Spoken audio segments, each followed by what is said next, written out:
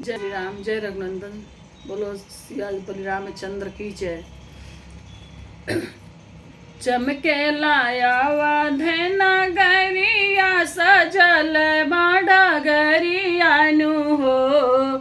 चमके लाया वाधे नगरिया सजल डगरियानु हो। सखियाँ आई हैं मोरे राम जी दुआरिया खिलल फूलवरियानु हो। सखियाँ आई हैं राम जी दुआरिया खिलल फूलवरियानु हो। संगवा में आई हैं सीता मैया बजरंग लक्ष्मण भैयानु हो।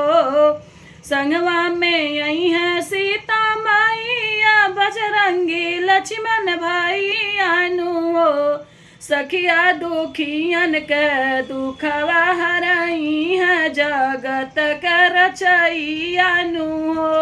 सखिया दुखियन के दुखवा हरई है जगत के रचैयानु हो।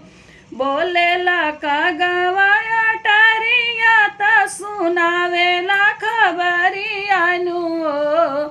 बोलेला का गाया टरिया सुनावेला खबरियानु हो।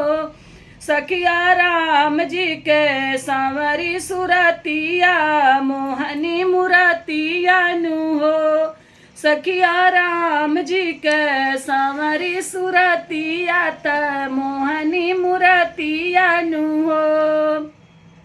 सखिया राम जी के सांवरी सुरतिया तो मोहनी मुरतियानु हो। निकला गे पूर्वी बयरिया डोले ला चंवरवानु हो।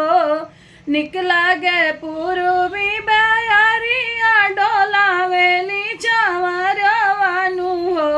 सखिया सरजू का शीतली लहरिया चरणवा पखार लियो। सखिया सरजू जी के शीतली लहरिया चरणवा पखार लियो।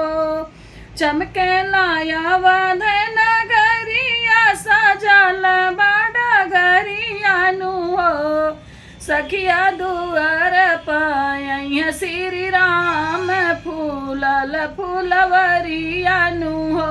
सखिया दुआर पाया श्री राम खिलल फूलवरियानु हो।